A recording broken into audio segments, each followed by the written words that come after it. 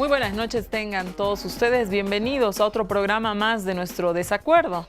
Esta noche vamos a hablar del conflicto el conflicto cocalero de la zona de los Yungas. Todos sabemos que este conflicto ya tiene una vigencia de hace varios años atrás. Dos grupos de productores están divididos en la zona de los Yungas. Y evidentemente ustedes están al tanto, estas tres últimas semanas, estamos hablando de un conflicto que ya se ha agravado. Ha sido viral el video del cocalero Plácido Cota, que en uno de los choques entre estos grupos se hizo volar el estómago con un cachorro de dinamita.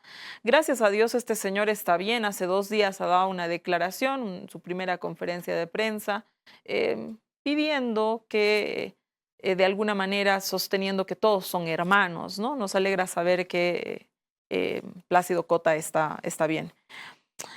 A pesar de que los bolivianos y en particular los paceños vecinos en particular de la zona Villa Fátima y Villa El Carmen conviven con este conflicto, han sido de hecho víctimas de distintos incidentes, no solamente de la explosión de dinamita, sino también de gases, no pueden entrar a sus casas, les llega el gas, es decir, es una situación complicada la que están viviendo los vecinos pagando una factura de la que ellos no son parte.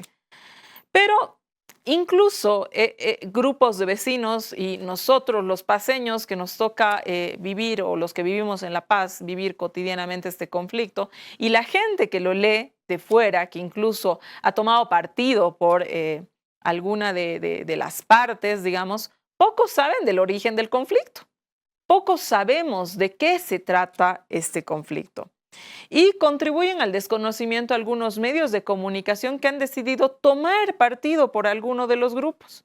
Incluso tenemos comunicadores que se ha dicho que asesoran a una de las partes y que han puesto incluso algunos títulos, algunos rótulos que no vienen a colación y que por supuesto no contribuyen a que la gente esté informada y luego que las partes entren en un diálogo real y absolutamente necesario. No podemos seguir con este conflicto.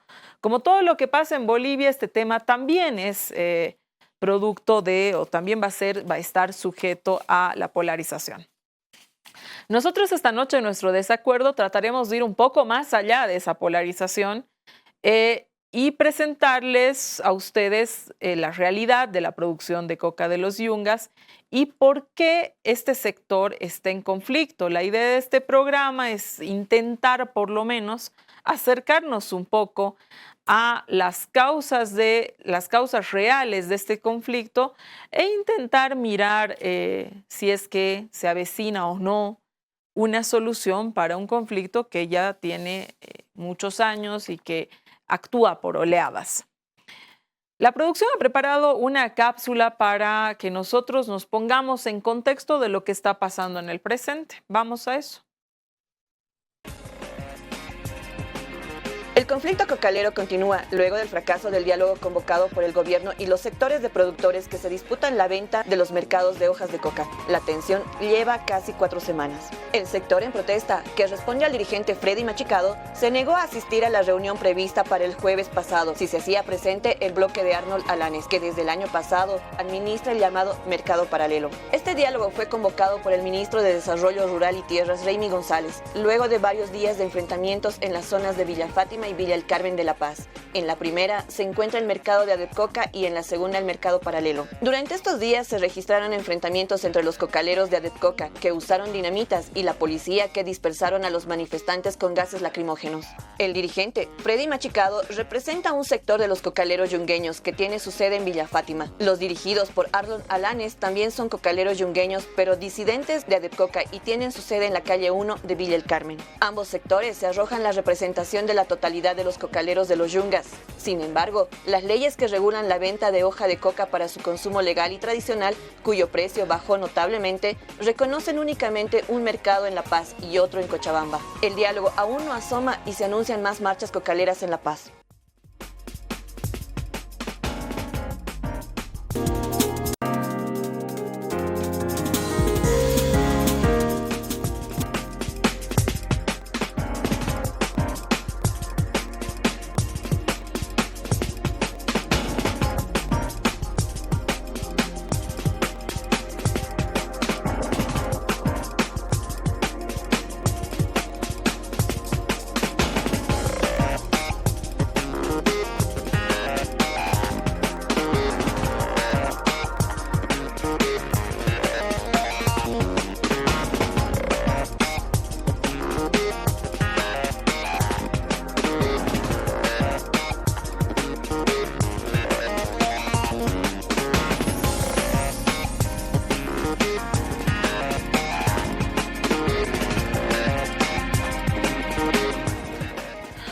abrimos este desacuerdo esta noche. Estamos hablando del conflicto de coca que se suscita por el tema de la coca de los yungas, que de hecho digamos, el escenario del conflicto está siendo el barrio Villa Fátima y Villa El Carmen de la ciudad de La Paz.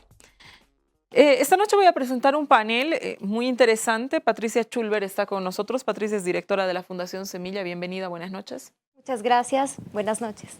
Conmigo también está en el set Franklin Gutiérrez. Él es abogado constitucionalista, pero conocedor en extremo de este tema. Le agradezco estar esta noche con nosotros. Bueno, para mí es el placer y un saludo cordial a todos.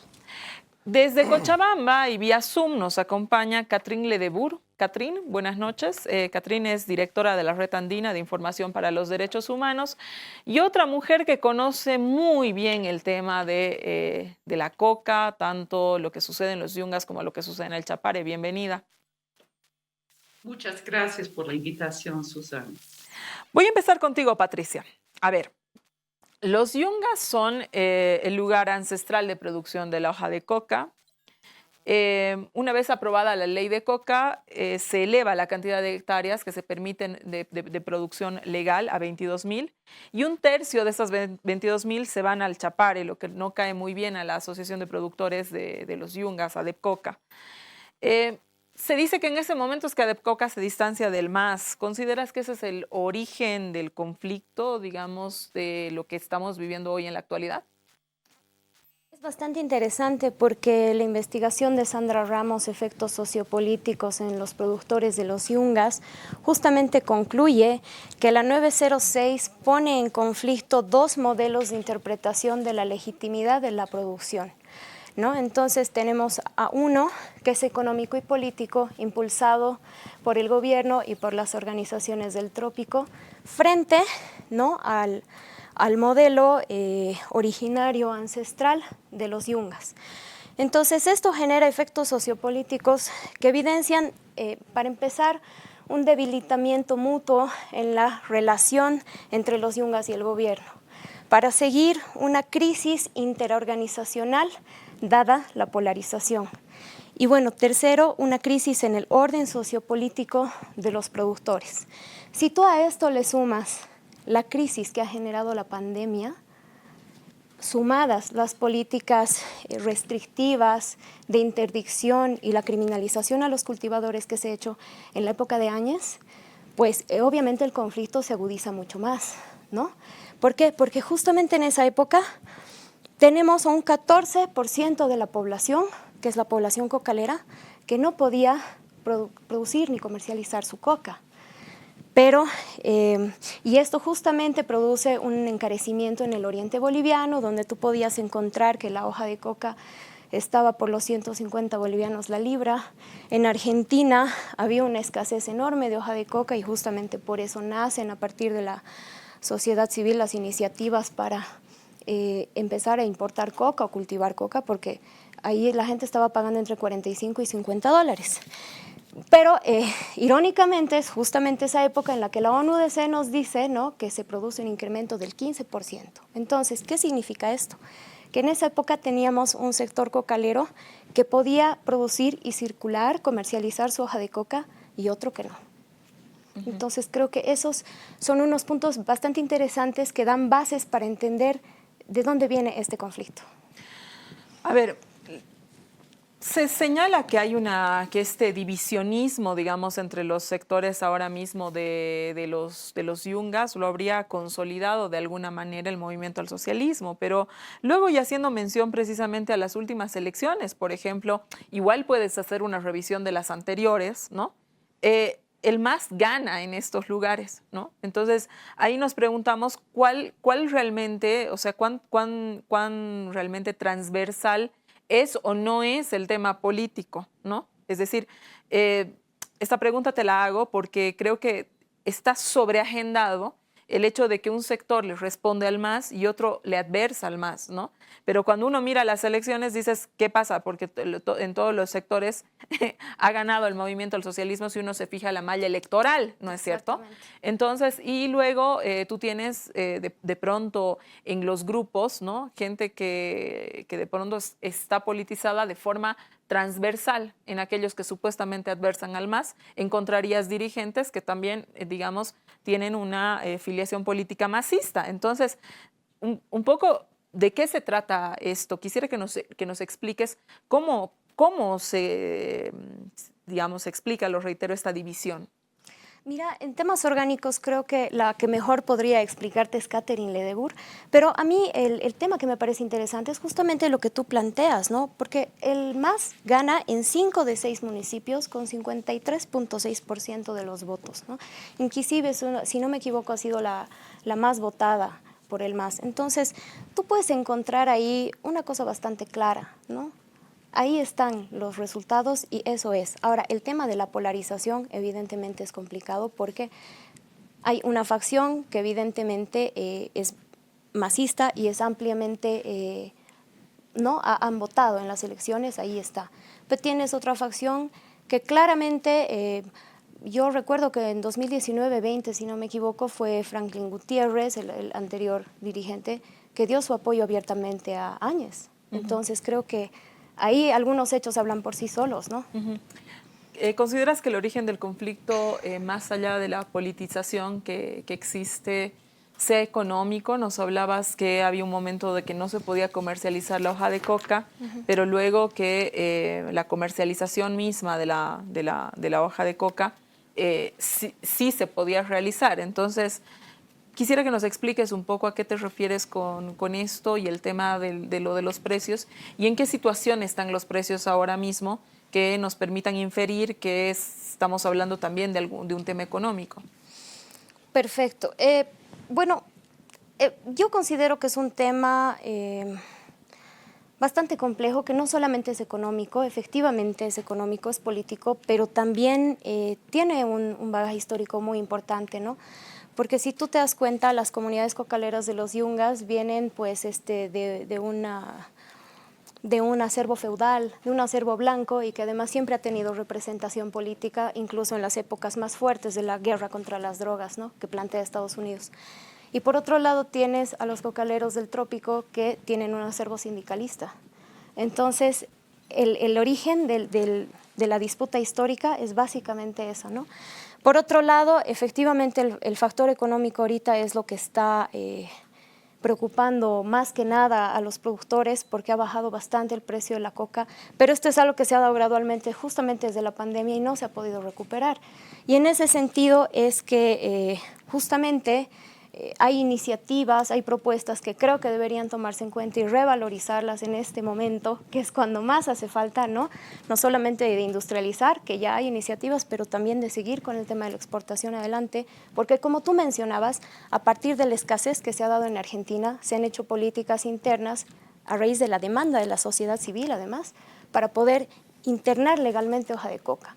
Y ahora tenemos un ambiente regional políticamente muy propicio para poder entablar diálogos de esta índole, tanto con Colombia como con Perú. Bueno, Colombia ahora está liderando la iniciativa, ¿no? Entonces, por ahí va. A ver, Franklin, yo quisiera, volviendo al tema del conflicto, que nos hagas una historiación del conflicto interno que tiene Adecoca.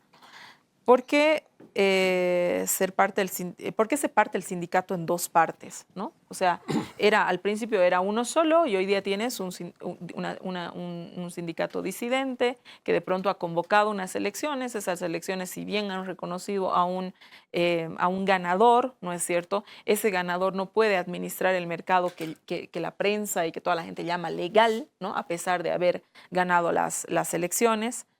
Cada quien quiere un mercado, han surgido nuevas propuestas de incluso ampliar, de no hacer solamente 2 mercados, sino de ir más allá, de hacer mayor cantidad de mercados. Entonces, yo quiero volver al tema para que se pueda entender, digamos, cuáles son los intereses económicos, políticos, etcétera. ¿Qué es lo que está en juego en todo esto, Franklin? Bien, veremos un marco general primero histórico. Adecoca se funda en julio de 1983.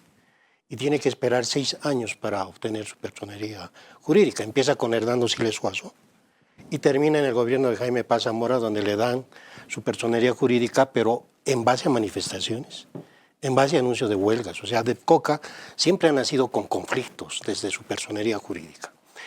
En primer lugar, ADEFCOCA surge a raíz de que el narcotráfico ya en el sistema de gobierno de facto de Banzer dominaba esa red comercial y financió, en base a la producción de coca de los yungas, financió el fortalecimiento de la coca en el Chapare.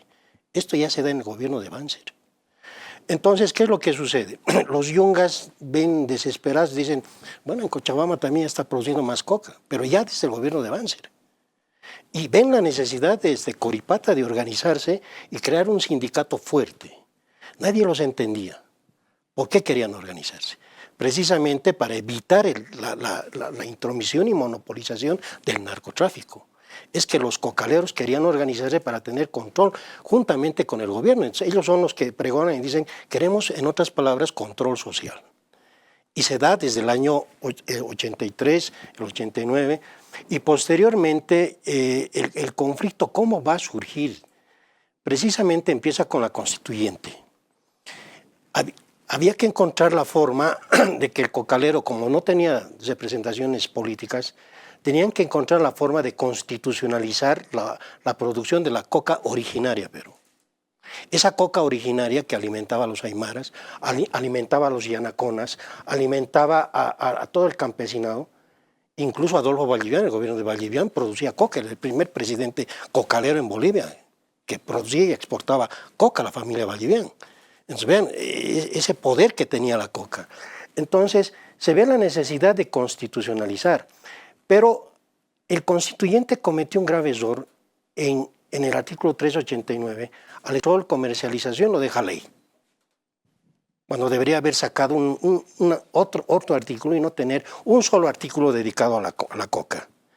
Le dicta una cláusula abierta que está prohibida en los estados sociales de derecho y dice de acuerdo a ley. Entonces eso ya es, le deja un arbitrio, a una discrecionalidad del poder de turno, y dice, bueno, entonces de acuerdo a ley, dice, entonces fortaleceremos el Chapare, y de ahí surge esta ley, la 906, que en el artículo 24 tiene una pésima redacción, porque no establece conceptos claros de mercado. El mercado tú lo entiendes en un sentido doméstico, de un concepto natural, y mercado en términos económicos es otro, y dice, ADEFCOCA va a tener el mercado de la paz. ¿Qué entiendes por eso? Si le preguntas a un ciudadano, te va a entender mercado, o sea, ¿dónde va a vender la coca? Eso yo entiendo. Pero los cocaleros entienden que el mercado de la coca es su sede, el edificio. ¿Ve? Esa ambigüedad de la ley 906 hay que corregirla. Y en Cochabamba, dice, va a ser Sacaba.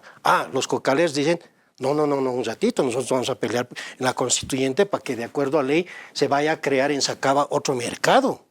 Y de ahí que viene pues la lucha y ellos se empiezan a oponer, los de Yungas, a la ley 906.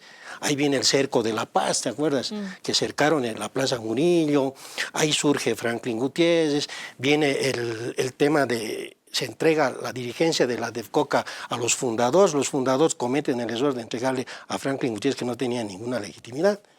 Entran en actos delictivos, lo meten a la cárcel, lógicamente, y luego, cuando sale de la cárcel, la meten a la que gana las elecciones, a Elena Flores. Entonces, ya, ¿dónde surge el conflicto? En el preámbulo de la ley 906, cuando introducen al mercado de Sacaba. El conflicto de Yungas con Sacaba ya se solucionó, ya terminó, e ingresamos a un conflicto interno cuando la ley, la 906, dice, el mercado va a dominar a ADEFCOCA. Entonces, los dirigentes de ADEFCOCA tienen que dar carnets y tienen que formar las carpetas. El dar carnet, ¿cuánto cuesta? 1.000 bolivianos. Eso es un ingreso terrible. Si tú quieres ser cocalera y el taque te cuesta de coca, costaba entre 2.000 bolivianos hasta 4.000 bolivianos, tener un carnet era tener poder económico. Podías exportar, imagínate, 2 camiones de taque de coca. ¿Cuánto ganamos? Mucho. Hoy cuesta 800 bolivianos. Pero pese a que cuesta 800 bolivianos, vale. Entonces el conflicto se vuelve interno cuando se empiezan a pelear los de Asunta, con Coripata, con Chulumani, empiezan a decir, bueno, tenemos que ingresar al gobierno, un poco más antes de la ley 906, cuando tenía que recuperarse la democracia, y el MAS necesitaba contar con las organizaciones sociales. Entonces los yungas dicen, nosotros somos una organización social fuerte, Concentrar a Cocalercio en la Plaza Murillo no va a alcanzar, ni los alrededores. Entonces, era una organización social y bueno, todos querían ser dirigentes porque querían ser parte del instrumento político. Entonces, el ser dirigente es tener poder. Entonces, ahí vienen los conflictos internos porque al dirigente a través de la ley 906 se le da mucho poder, el controlar. Entonces, el ministro es desplazado. Pese a que la ley dice que el ministro de Tierras es el que controla, el que administra, el que regula, el que ve todo, pero en la práctica no se vio aquello. Entonces el mercado de la hoja de coca en Villa Fátima, el que va a crear precisamente ese poder. El dirigente que llega ahí llega con poder y además con influencias hacia el órgano ejecutivo. Ellos colocan su viceministro, ellos ahora tienen un diputado, antes no lo tenían. Entonces ellos regulan, entonces ser dirigente es tener poder. Pero sucede lo siguiente, resulta que esto empieza a ahondarse internamente cuando Franklin Gutiérrez López, porque yo soy Franklin Gutiérrez Larrea. Sí, eso Y yo hice un amparo a Franklin Gutiérrez, lo saqué pues del mercado de coca con un amparo. Elena Flores me contrata, me dice, doctor, quiero que me lo haga un amparo, porque yo he ganado las elecciones legalmente de acuerdo a los estatutos y este Franklin Gutiérrez no quiere abandonar, ya terminó su gestión, salió del gobierno y bueno, no quiere abandonar, se está ampliando. Hacemos el amparo constitucional y ganamos. Y el Tribunal Constitucional le da la razón a Elena Flores y le dice, y le ordena a Franklin Gutiérrez abandonar el mercado, el edificio. Y no hace caso. Convoca elecciones.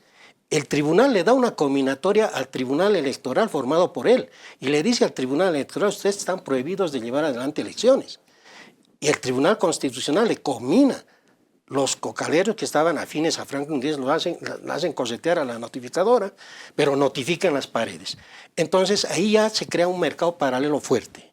Y Franklin Gutiérrez, desobedeciendo la orden del Tribunal Constitucional, llama elecciones y es ese grupo, el de Machicado, pues de ahí surge Machicado.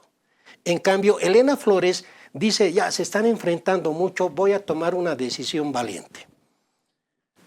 Abandono la presidencia, corto mi gestión, llamen a elecciones.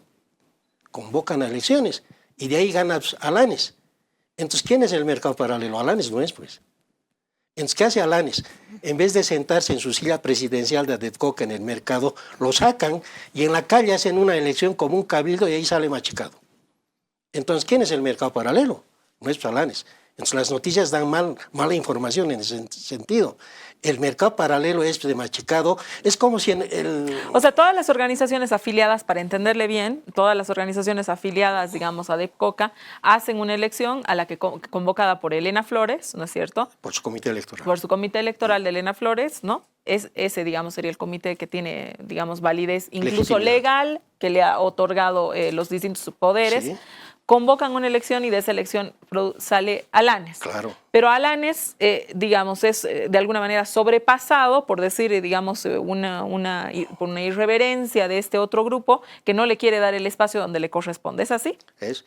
A ver, el CONALCAN que nombre un presidente en la calle y lo saquen al presidente Arce del Palacio. ¿Qué concepto le podemos dar a aquello? Es lo que está sucediendo en Adepcoca. Hacen unas elecciones en la calle tipo cabildo, lo cual no está autorizado en los estatutos de Adepcoca, sale Machicado. Pero ahora, ¿el gobierno con quién se va a reunir? ¿Con el que tiene legalidad, legitimidad o con el que ha sido elegido en las calles? ¿Con quién? ¿Con quién va a negociar? Porque ahora, lógicamente, esto hay que ver, ya se les escapó la legitimidad, la legalidad, se les escapó de las manos, porque Alanes, para mí, en vez de hacer o comprar un edificio, lo primero que debería haber hecho es la misma conducta de Elena Flores, interponer un amparo constitucional y ganaba. Y entrar al sitio. Y entrar legalmente a su silla, ¿no es cierto? A ver, vámonos con Catherine, porque esto realmente es un tema complicado, ¿no? La gente que no estamos permanentemente involucrados, lo que escuchamos es directamente el encasillamiento de un lado a otro y, bueno, la información que estamos recibiendo ahora creo que nos permite entender un poquitito más allá de blanco-negro. A ver, Catherine, el conflicto ya tiene años, lo hemos señalado ya en el panel, nos has estado escuchando, pero se desarrolla por oleadas. Hay tiempos que el conflicto está mucho más en pico que otros, ¿no? Sube y baja. Nos gustaría que nos expliques por qué el conflicto tiene estas oleadas, ¿no? Si las oleadas tienen relación por ejemplo, con el precio de la coca. Yo escuchaba algún análisis que alguien decía el 2017 no había ningún conflicto porque el precio de la coca estaba muy, muy alto, ¿no? ¿Qué tiene que ver el precio de la coca con el conflicto? ¿Tiene una relación directa? ¿No la tiene? A ver, cuéntanos sobre eso, Catherine. Bueno, yo estoy de acuerdo con los otros dos panelistas, que es una cosa sumamente complicada. Yo diría que sus raíces están en la Ley 1008, impuesto por Estados Unidos, donde establece Yungas como zona tradicional. Pero no es tan sencillo, porque también hasta la Ley 1008 reconoce que en Yungas hay zonas tradicionales. Han llegado a haber zonas de transición según la ley que ahora en la 906 son denotados como zonas legales, zonas de catastro y registro que son con catos de 2.500 metros y zonas ilegales. Y en Cochabamba hay, por ejemplo, una zona tradicional también, los Yungas de Pocona. Esto se va evolucionando y un juego de Estados Unidos de los buenos cocaleros y los supuestamente malos cocaleros que son los del trópico.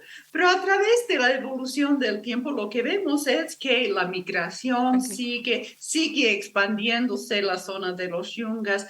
Hay ahora en el trópico aproximadamente 50,000 productores de coca, 45,000, y en los Yungas más o menos la misma cantidad. Yo estoy de acuerdo con el doctor Gutiérrez que el ADECOCA que maneja Arnold Dayanes, según los estatutos y según el apoyo de COFECAI, la organización matriz de los cocaleros, es el grupo que está legalmente en lo correcto. También estoy de acuerdo que la 906 confunde las cosas y es una de las razones que tardó tanto la aprobación de esta ley. Y es interesante porque en el tema de Yungas, es administrado por las mismas organizaciones sociales y por ADECOCA el tema de los carnets, y en el tema del trópico el mercado tanto como la administración de carnets es administrado por el Estado. Hay dos sistemas muy distintos.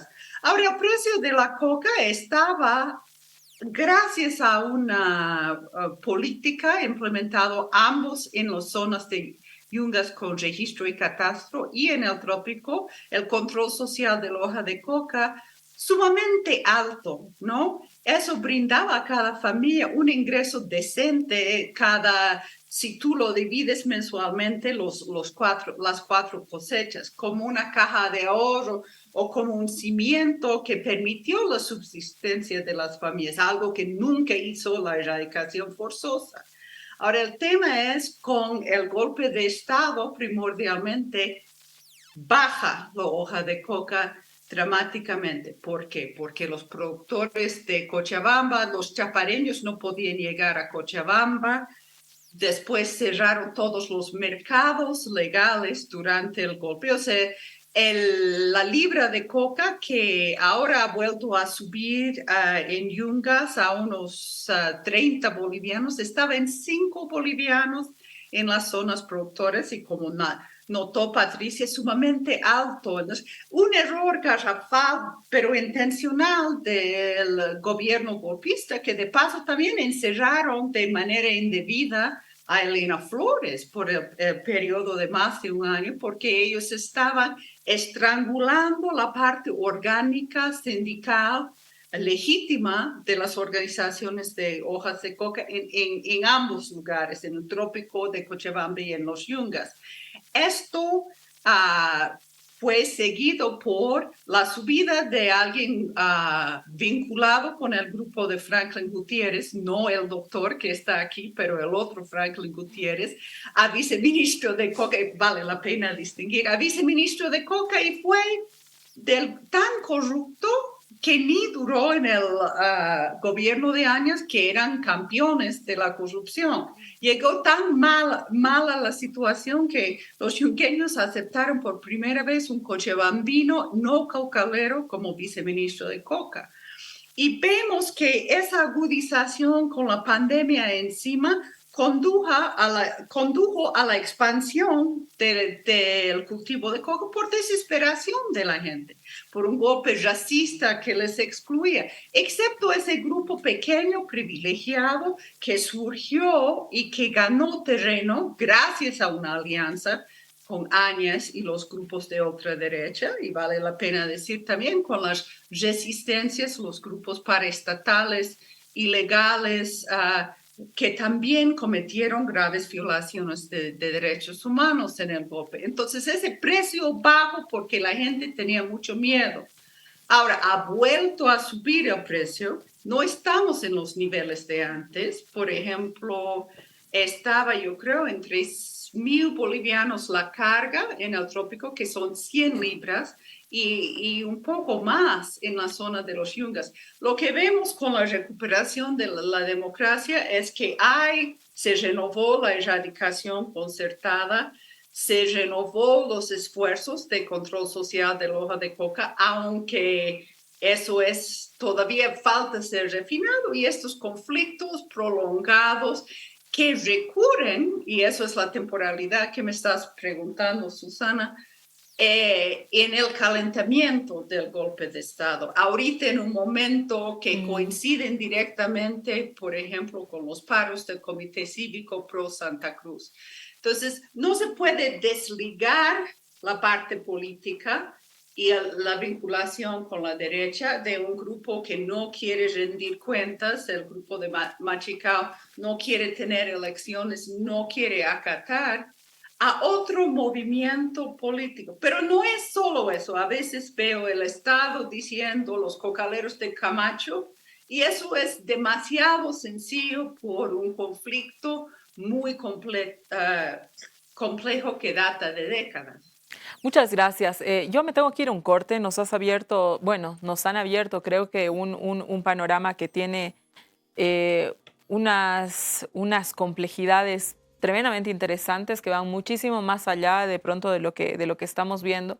Este conflicto no es solo económico, es un conflicto político y desencadena, por supuesto, en la parte social. Tiene efectivamente estas oleadas que están ligadas de pronto con momentos de conflictividad política, con la finalidad de un grupo quiere avanzar sobre el otro, aunque este grupo no se adscriba necesariamente a una fuerza política necesariamente opositora, lo marcan los resultados luego de las elecciones.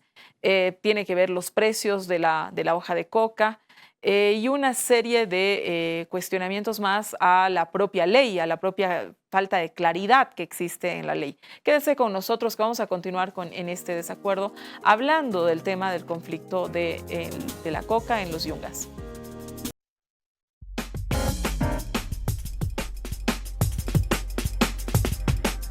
Volvemos, estamos hablando del conflicto que se está suscitando hace semanas a propósito de los cocaleros, los Yungas. El escenario de conflicto han sido dos barrios de la ciudad de La Paz que están, como lo hemos expuesto en varias oportunidades y en este escenario en particular, pagando una factura que no les corresponde, y intentamos en este programa explicar con mayor amplitud el conflicto intentando salir de las etiquetas.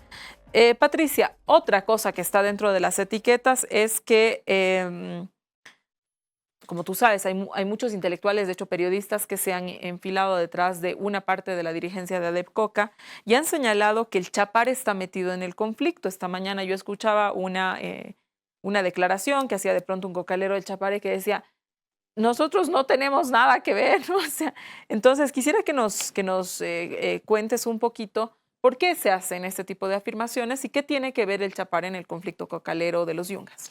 Bueno, personalmente yo creo, y en eso estoy de acuerdo con Katy, de que hay que tomar en cuenta que evidentemente hay grupos y hay sectores que sí tienen una relación con las resistencias, ¿no? Y con todos estos grupos. Yo digo, ¿por qué no nos estamos cuestionando qué es lo que está pasando en Santa Cruz con el narcotráfico, por ejemplo? ¿No? ¿Qué es lo que está pasando con todos estos temas que están relacionados, ¿no? Entonces, no sé, al final tomar en cuenta, agarrar y decir que el trópico está metido simplemente para generar un caldo de cultivo, ¿no?, de problemas, es como sumarle, echar leña al fuego, porque finalmente, ¿qué es lo que está haciendo todo ese sistema de comunicaciones, de redes sociales que afirman esto. Es simplemente echarle leña al fuego para mí. Yo, bueno, mi análisis es que realmente el trópico no tiene, digamos, una relación directa con este conflicto, más allá de los conflictos históricos que he mencionado anteriormente, que siempre van a tener una base, ¿no?, fuerte, sólida, emocional dentro de lo político. Pero más allá de eso, yo creo que simplemente crear controversia, ¿no?, y más fuego. Uh-huh. Franklin, después del accidente con dinamita se han producido detenciones de activistas cocaleros, pero se ha denunciado que los detenidos solamente son de un lado y no del otro, ¿no? Se ha denunciado también que se tiene un ministerio de gobierno parcializado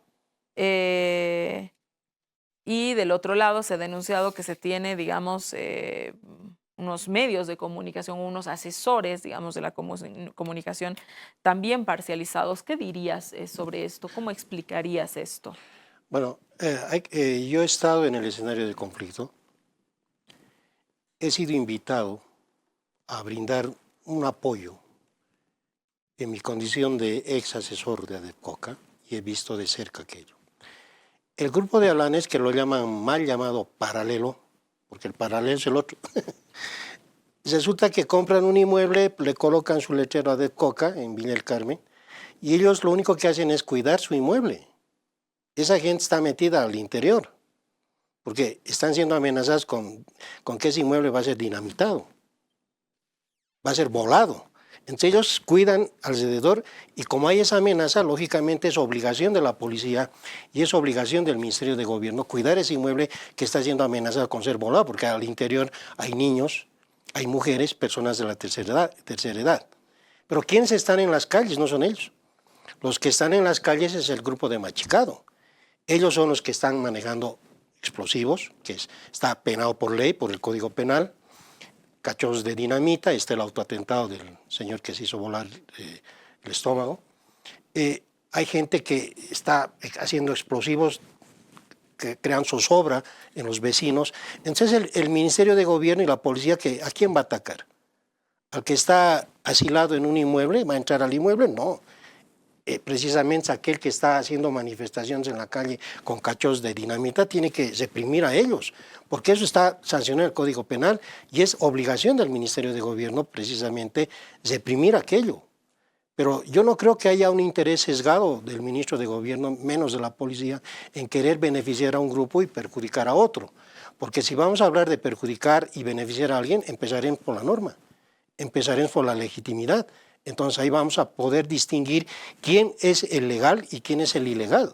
Yo creo que a Machicado no le conviene aquello. Por eso para mí Alanes reaccionó y reacciona muy tarde.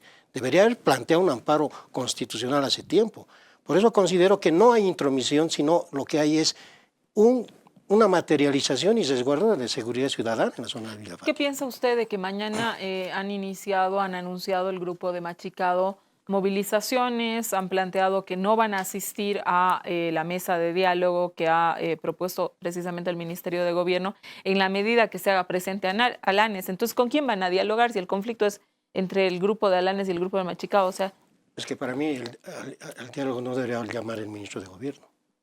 Debería ser el llamado por ley, de acuerdo a la ley 906, es el Ministro de Tierras. El hecho de que sea el Ministro de Gobierno el que llame al diálogo y es de presión. Es de presión. No puedes hacerle actuar al ministro de Gobierno. No es su tuición. Pese a que él resguarda el orden, pero para un diálogo no es el indicado, no es el competente. Es el ministro de Tierras.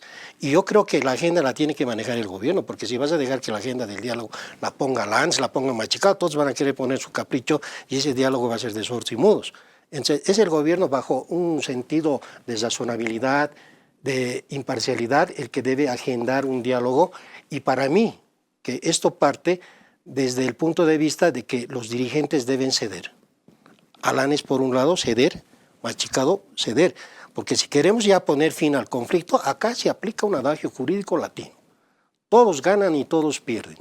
Ese es un adagio que se aplica en todos los conflictos y en las resoluciones de conflictos. Uno tiene que ceder, si no nunca va a ganar.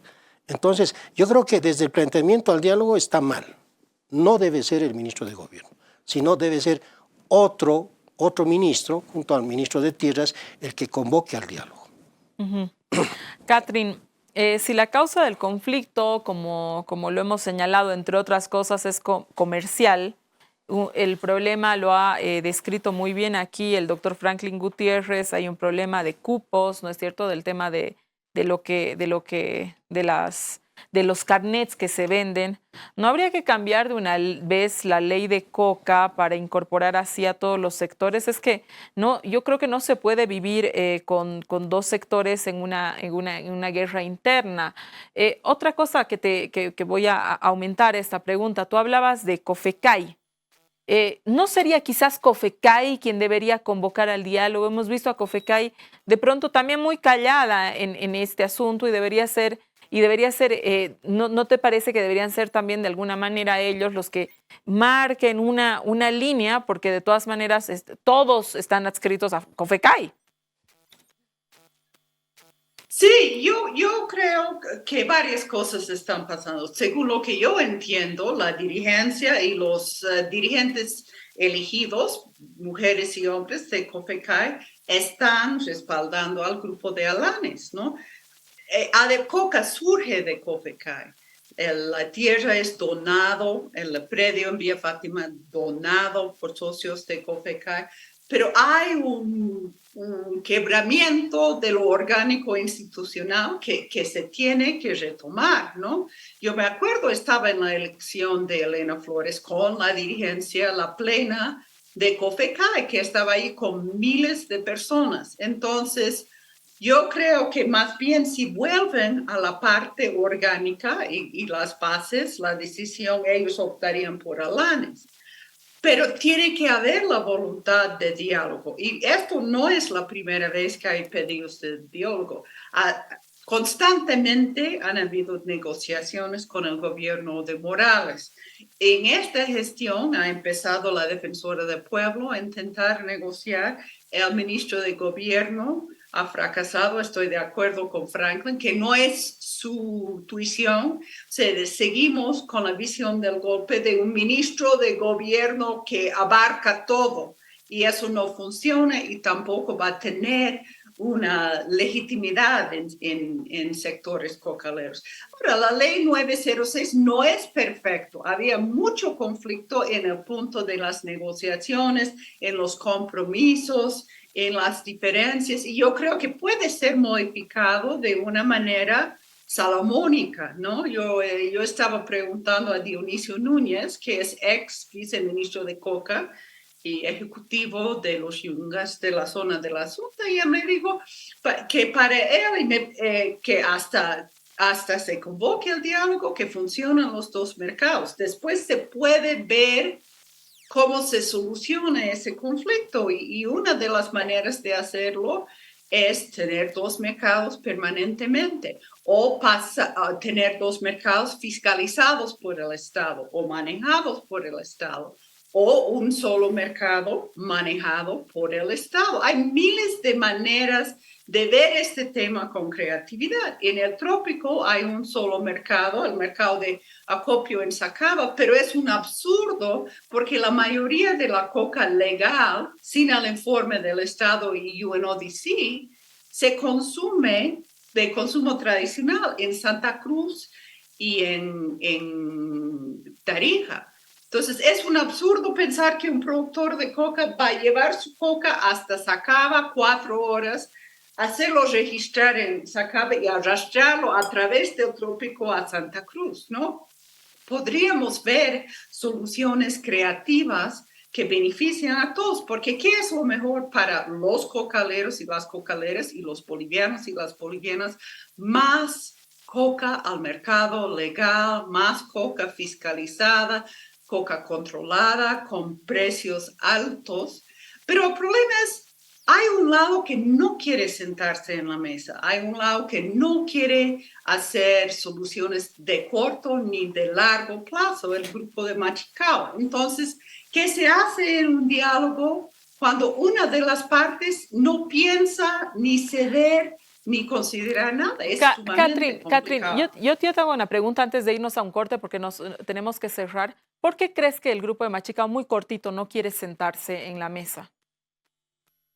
Bueno, yo creo porque no han seguido los estatutos y no es solo el tema económico de los carnets, son los permisos a los intermediarios de cocas, las hojas de ruta. Tienen que demostrar las cuentas y las cuentas no son claras y da la impresión que ha perdido mucho dinero. Quieren evitar consecuencias legales para eso y quieren seguir ganando. No es correcto en mi criterio.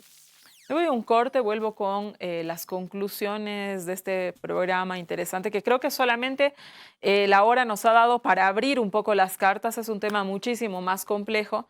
Quédese con nosotros porque le voy a preguntar a cada uno de nuestros invitados qué es lo que debería suceder para solucionar este conflicto. Quédese con nosotros.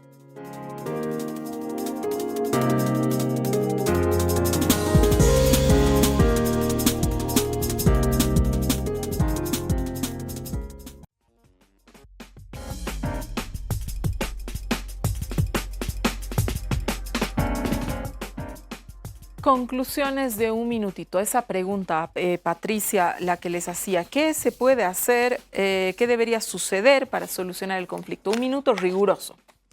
Bueno, hay que tomar en cuenta que ambos sectores tienen un sector muy grande, un conjunto muy grande de productores, y creo que tiene que haber tolerancia, porque sí es verdad que el tema de que solamente hayan dos mercados ha generado cuellos de botella tremendos. Entonces, no, el de Sacaba y el de acá. Si es que pudiera haber tolerancia para que el mercado de Villa El Carmen también pudiera estar habilitado hasta que se produzca un diálogo para la pacificación con acuerdos y miradas al futuro, ¿no es cierto? Y sobre todo con objetivos en común, pues podríamos por lo menos pacificar un poco a la sociedad civil, ¿no? Franklin. Yo parto de la siguiente solución. Hay que buscar legalidad, legitimidad y cambios profundos. Yo creo que hay que copiar la conducta de la señora Elena Flores, que Alanes dé un paso al costado, que el señor Machicado dé un paso al costado y se forme una comisión por ambos grupos para que hagan una mesa de diálogo con el gobierno y además con participación del órgano legislativo y se convoque a nuevas elecciones, pero con participación del Tribunal Departamental Electoral, porque es un grupo fuerte. Es un grupo fuerte y la Constitución, la norma, no prohíbe que el Tribunal Departamental Electoral no participe, más bien le obliga, ¿no? Entonces hay que pensar con la mentalidad de Estado social de derecho, no Estado de derecho, por si acaso. Entonces yo creo que deben dar un paso al costado, llamar a nuevas elecciones y sí, todos los yungas tienen que respetar al ganador para que se revise en la ley 906, se revise el estatuto de ADEFCOCA, se revise el control de la comercialización de la hoja de coca. El 2009, por ejemplo, se hablaba de un referéndum de la coca, ¿no? Para saber cuántos consumen coca, cuántos producen coca y dónde va la coca. Y es interesante que en este formulario censal se ponga, ¿no? ¿Consume usted coca? Hubiéramos sabido cuánto consume, cuántas toneladas se produce y entonces dónde va las toneladas de la hoja de coca. Muchas gracias, Franklin. Catherine. Bueno, yo creo que sí estoy de acuerdo con doctor Gutiérrez que tiene que ir por el vía legal. Lamentablemente esa solución de que cada lado renuncia y que hayan elecciones con la supervisión del Tribunal Electoral fue rechazado por el grupo que ahora es de Machicao a principios de este año. Yo creo que hay soluciones en la 906, pero tiene que haber la voluntad de ambos sectores. Y entonces la clave o lo que nos impida, bueno, son dos cosas. Uno, el rechazo de un sector a negociar. Y ojo que la 906 dice que puede haber un mercado, pero no dice que tiene que ser el mercado de Vía Fátima, ¿no? Entonces esa ambigüedad hay que tratar. Y ver cómo jalar esto a algo más productivo, pero también el tema político lo impiden, ¿no? Porque hay esos ciclos de conflicto que se tienen en Bolivia y en Bolivia, como tú sabes, Susana, se arma la grande y generalmente en octubre. y estamos ya en etapa de calentamiento recién, ¿no? Y vamos a saber si reviente en octubre, si para Todos Santos, vamos a estar bien, si no, va a ser terrible. Gracias, Catherine. Te agradezco mucho y ojalá que no haya ese conflicto que suele haber. Nosotros sabemos que en octubre, noviembre, siempre nos ponemos ahí, siempre pasan cosas. Esperemos que este sea un año tranquilo y más bien sea un año de resolución de este conflicto, que las partes se sienten a negociar, que si hay que modificar la ley, se lo haga, ¿no? Con el concurso de todas las partes y lo que dicen, el reconocimiento de lo que sea el fruto de ese encuentro en los marcos de legalidad. Les agradezco a los tres por haber estado esta noche con nosotros en Desacuerdo, un programa que solamente ha abierto las cartas, pero que lo que pretendía era definitivamente servir de ser un espacio más bien pedagógico, más que de discusión, esta vez, para lograr que la persona que se tiene que informar y sacar sus propias conclusiones pueda tener más elementos más allá de que este es masista y este no es masista, de lo que está pasando en el del Departamento de La Paz, en particular en esta zona, en este conflicto de la coca de los Yungas, que ya viene siendo un conflicto desde hace años. Por favor, síganos en redes sociales. Si nos quiere volver a ver, estamos ahí. Quédese en la programación de RTP. Muy buenas noches, conmigo hasta el siguiente domingo.